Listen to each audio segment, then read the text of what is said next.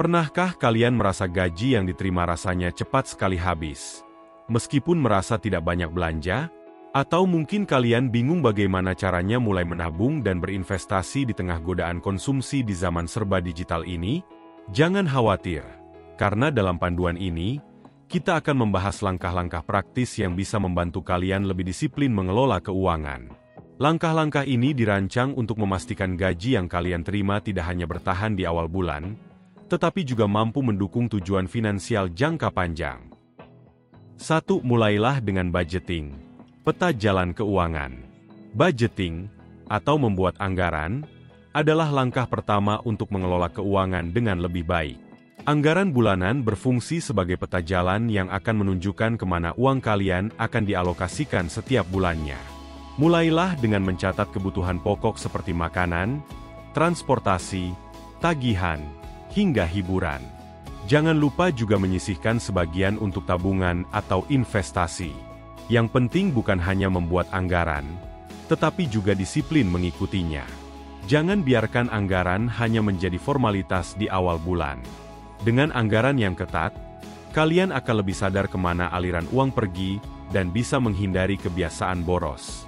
Misalnya, jika kalian sering nongkrong di coffee shop atau membeli barang diskon yang tidak diperlukan, anggaran akan membantu membatasi pengeluaran tersebut. Cobalah tetapkan batas pengeluaran untuk setiap kategori. Misalnya, alokasikan Rp500.000 untuk hiburan dan pastikan untuk tidak melewati batas ini. Dengan begitu, kalian bisa mengontrol kebiasaan belanja dan memprioritaskan kebutuhan utama. 2. Pisahkan rekening untuk tabungan dan pengeluaran. Langkah kedua adalah memisahkan rekening tabungan dari rekening harian. Cara ini sederhana tetapi sangat efektif. Ketika kalian mencampur uang tabungan dengan pengeluaran sehari-hari, godaan untuk menggunakan uang tabungan akan semakin besar. Oleh karena itu, buatlah rekening khusus yang tidak memiliki akses ATM, sehingga kalian tidak tergoda untuk mengambil uangnya. Misalnya, setelah menerima gaji, langsung transfer sebagian ke rekening tabungan. Anggaplah uang itu tidak ada. Dengan cara ini, tabungan kalian akan terus bertambah tanpa harus berusaha keras menahan godaan belanja. Sebagai contoh, dari gaji Rp5 juta, sisihkan Rp1 juta ke rekening tabungan dan gunakan sisanya untuk kebutuhan harian. Cara ini memastikan bahwa kalian tetap bisa menabung tanpa merasa kekurangan uang untuk kebutuhan sehari-hari. 3. Otomatisasi tabungan untuk konsistensi. Mengandalkan kemauan untuk menabung secara manual bisa jadi sulit, apalagi jika kalian mudah tergoda untuk menggunakan uang di akhir bulan. Solusinya adalah otomatisasi tabungan. Dengan mengatur transfer otomatis dari rekening gaji ke rekening tabungan, kalian tidak perlu mengingat untuk menabung setiap bulan. Bayangkan ini, jika setiap bulan kalian menyisihkan Rp500.000 secara otomatis, tanpa terasa, dalam setahun kalian sudah memiliki tabungan sebesar Rp6 juta. Tabungan ini bisa menjadi dana darurat, modal usaha, atau investasi. Otomatisasi adalah cara sederhana yang memastikan kalian konsisten menabung tanpa harus berpikir keras setiap bulan. 4. Catat pengeluaran harian untuk memahami pola belanja. Kadang, uang habis tanpa kita sadari. Untuk menghindari ini, penting sekali mencatat pengeluaran harian. Hal ini mungkin terasa merepotkan pada awalnya, tetapi manfaatnya sangat besar. Dengan mencatat setiap pengeluaran, kalian bisa melihat kemana uang kalian pergi dan memahami kebiasaan belanja yang perlu diubah. Misalnya, jika setiap hari kalian membeli kopi seharga Rp20.000, itu berarti dalam sebulan kalian menghabiskan Rp600.000 hanya untuk kopi. Dengan mencatat ini, kalian akan sadar bahwa kebiasaan kecil seperti ini ternyata berkontribusi besar terhadap keborosan. Catatan pengeluaran bisa membantu kalian menentukan apa yang perlu dipotong agar uang bisa dialokasikan untuk hal yang lebih penting. 5. Pahami bedanya kebutuhan dan keinginan. Salah satu kunci sukses dalam mengelola keuangan adalah mampu membedakan antara kebutuhan dan keinginan.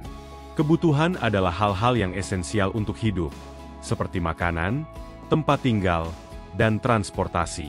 Sementara keinginan adalah hal-hal yang tidak esensial, seperti gadget terbaru atau nongkrong di kafe mewah. Contoh sederhananya, Jika kalian sudah memiliki sepatu yang masih layak pakai tetapi tetap membeli sepatu baru hanya karena diskon, itu adalah keinginan. Mengutamakan kebutuhan di atas keinginan akan membantu kalian mengontrol pengeluaran dan memastikan bahwa uang digunakan untuk hal-hal yang benar-benar penting. 6. Siapkan dana darurat, tameng keuangan Anda. Dana darurat adalah penyelamat ketika terjadi hal-hal yang tidak terduga, seperti kehilangan pekerjaan atau biaya kesehatan mendadak. Idealnya, dana darurat harus setara dengan 3-6 bulan pengeluaran bulanan. Jadi, jika pengeluaran kalian 5 juta rupiah per bulan, dana darurat yang kalian butuhkan adalah Rp15 30 juta. Mulailah menyisihkan sedikit demi sedikit untuk dana darurat. Dengan memiliki dana ini, kalian akan lebih tenang menghadapi situasi darurat tanpa harus berutang atau menggunakan tabungan untuk tujuan lain. 7. Kurangi pengeluaran tidak penting. Pengeluaran kecil seperti nongkrong di kafe, berlangganan layanan streaming yang jarang digunakan, atau membeli barang diskon hanya karena tergoda bisa terlihat sepele, tetapi jika dijumlahkan, nilainya bisa sangat besar. Oleh karena itu, penting untuk mengurangi pengeluaran tidak penting ini. Cobalah buat prioritas pengeluaran. Fokuskan uang untuk hal-hal yang memberikan nilai jangka panjang, seperti pendidikan atau investasi, daripada untuk tren konsumsi sementara. 8. Batasi penggunaan kredit untuk hindari beban utang. Kartu kredit dan layanan paylater memang terlihat praktis dan mempermudah pembelian barang atau layanan yang kita inginkan.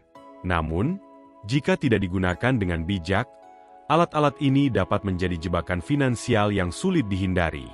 Banyak orang yang merasa punya uang tambahan dari limit kartu kredit, padahal kenyataannya, mereka hanya meminjam uang yang harus dikembalikan dengan bunga. Cobalah gunakan kredit hanya untuk hal-hal yang mendesak dan penting, seperti keperluan kesehatan atau situasi darurat. Hindari belanja konsumtif dengan alasan diskon atau cashback. Misalnya, jika kalian mengidamkan sebuah gadget baru seharga 7 juta rupiah tetapi tabungan belum cukup, menunda pembelian adalah pilihan bijak dibandingkan menggunakan kredit. Membayar dengan mencicil memang terasa ringan di awal, tetapi jika ada beban lain yang datang, cicilan ini dapat menjadi masalah besar. Jangan lupa juga untuk membayar tagihan kartu kredit tepat waktu. Menghindari keterlambatan tidak hanya menjaga skor kredit tetap baik, tetapi juga mengurangi risiko bunga tinggi yang membengkak. Ingat, memiliki kartu kredit tidak berarti kalian memiliki uang lebih, tetapi justru tanggung jawab lebih besar yang harus dijaga. 9. Siapkan dana darurat, perlindungan terbaik Anda. Dana darurat seringkali diabaikan. Padahal ini adalah salah satu elemen terpenting dalam pengelolaan keuangan. Fungsinya sederhana, memberikan perlindungan keuangan ketika ada hal-hal tak terduga. Kehilangan pekerjaan, biaya kesehatan mendadak, atau kerusakan rumah adalah contoh situasi yang bisa mengguncang finansial jika tidak ada dana darurat. Untuk mulai menyiapkan dana darurat, alokasikan sebagian dari gaji kalian setiap bulan.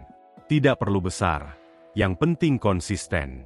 Misalnya, jika pengeluaran bulanan kalian 5 juta rupiah, targetkan memiliki dana darurat setara 3 bulan pengeluaran, yaitu 15 juta rupiah. Setelah target ini tercapai, kalian bisa memperluas menjadi 6 bulan pengeluaran untuk perlindungan yang lebih aman. Simpan dana darurat ini di tempat yang mudah diakses tetapi tidak terpapar risiko tinggi, seperti rekening tabungan khusus atau instrumen likuid lain. Dana darurat adalah tameng yang akan menjaga kalian tetap stabil saat menghadapi masa-masa sulit. 10. Pahami pajak untuk mengoptimalkan keuangan. Pajak adalah kewajiban setiap individu, tetapi seringkali terasa rumit atau bahkan diabaikan.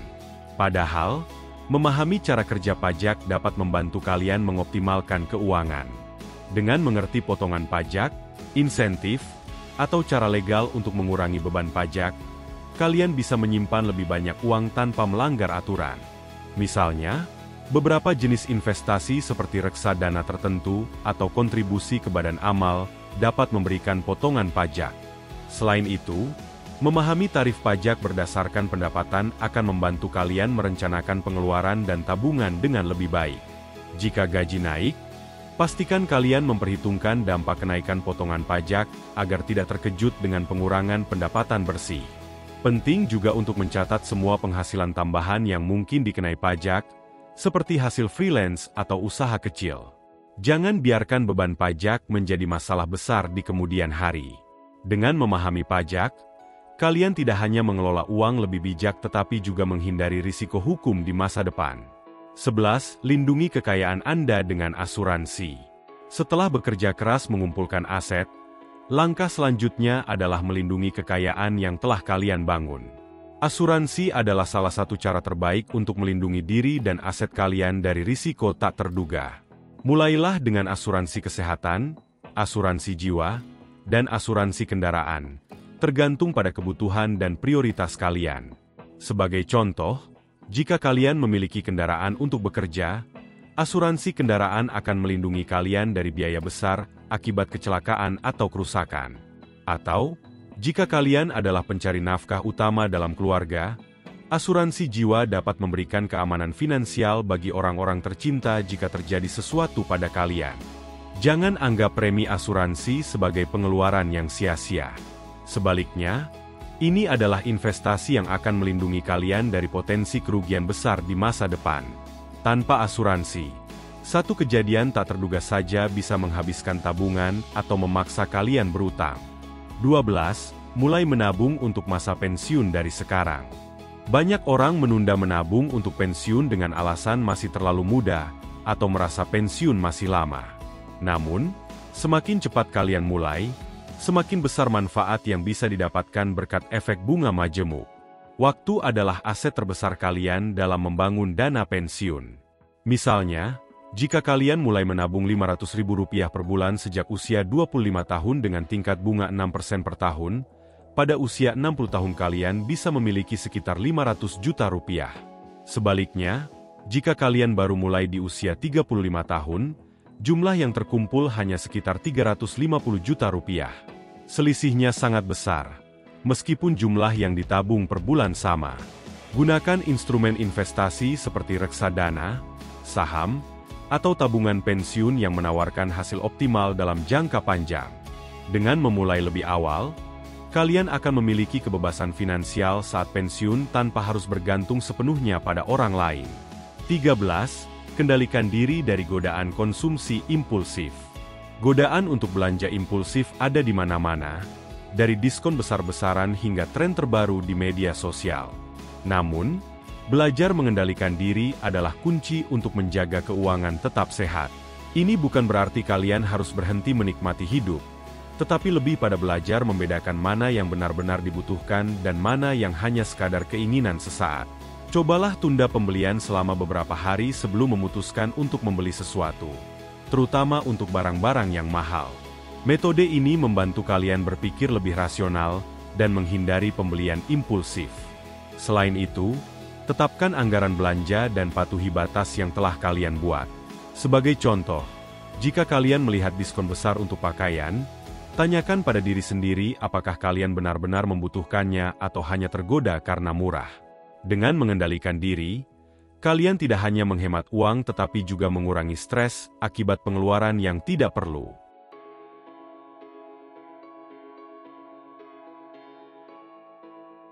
14. Gunakan sistem amplop untuk disiplin pengeluaran. Sistem amplop adalah metode budgeting yang sederhana namun sangat efektif. Caranya, kalian membagi uang yang dimiliki ke dalam beberapa amplop fisik atau virtual, masing-masing untuk kategori pengeluaran tertentu, seperti makan, transportasi, hiburan, dan tabungan. Setiap amplop memiliki batas yang telah ditentukan, dan ketika uang di dalam amplop habis, kalian tidak boleh mengambil dari amplop lain. Sistem ini membantu kalian lebih disiplin dan terkontrol. Misalnya, jika kalian mengalokasikan Rp500.000 untuk hiburan selama sebulan, uang itu hanya boleh digunakan untuk aktivitas seperti menonton bioskop atau nongkrong di kafe. Jika uang di amplop hiburan habis di minggu kedua, kalian harus menunda rencana hiburan hingga bulan berikutnya. Dengan cara ini, kalian tidak akan boros dan lebih sadar terhadap pengeluaran. Salah satu keunggulan sistem ini adalah memberikan kejelasan tentang kemana uang kalian pergi. Kalian bisa melihat secara langsung apakah uang lebih banyak digunakan untuk kebutuhan atau keinginan. Dengan membiasakan diri menggunakan sistem amplop, pengelolaan keuangan kalian akan terasa lebih ringan dan terkendali.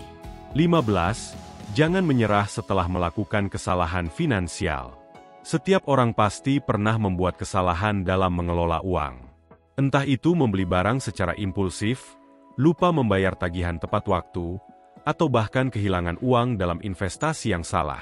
Kesalahan-kesalahan ini adalah hal yang wajar, tetapi jangan biarkan itu membuat kalian menyerah. Yang penting adalah bagaimana kalian belajar dari pengalaman tersebut dan bangkit dengan strategi yang lebih baik. Jika kalian pernah berbelanja berlebihan karena tergoda diskon, jadikan itu pelajaran untuk lebih berhati-hati di masa depan. Atau jika kalian kehilangan uang karena investasi yang tidak jelas, gunakan pengalaman itu untuk lebih teliti memilih instrumen investasi berikutnya. Mengakui kesalahan adalah langkah awal yang penting. Selanjutnya, buat rencana untuk memperbaiki situasi. Misalnya, jika kalian memiliki utang akibat belanja berlebihan, fokuslah untuk melunasinya secara bertahap. Kesalahan finansial bukan akhir dari segalanya. Justru, itu adalah bagian dari perjalanan menuju pengelolaan keuangan yang lebih baik. 16. Pilih lingkungan pergaulan yang mendukung. Lingkungan pergaulan memiliki pengaruh besar terhadap gaya hidup dan kebiasaan finansial kalian. Jika kalian sering menghabiskan waktu dengan teman-teman yang boros, suka belanja impulsif, atau hobi makan di restoran mahal, kalian bisa terbawa gaya hidup yang sama. Sebaliknya, jika kalian dikelilingi oleh teman-teman yang paham pentingnya menabung, investasi, dan hidup hemat, kalian akan lebih termotivasi untuk mengelola uang dengan bijak. Ada pepatah yang mengatakan, kamu adalah rata-rata dari 5 orang yang paling sering menghabiskan waktu bersamamu. Oleh karena itu, pilihlah lingkungan pergaulan yang mendukung tujuan finansial kalian. Bertemanlah dengan orang-orang yang memiliki kebiasaan finansial positif, seperti mereka yang sering berbagi tips menabung, berbicara tentang peluang investasi, atau hidup dengan prinsip sederhana tetapi efektif.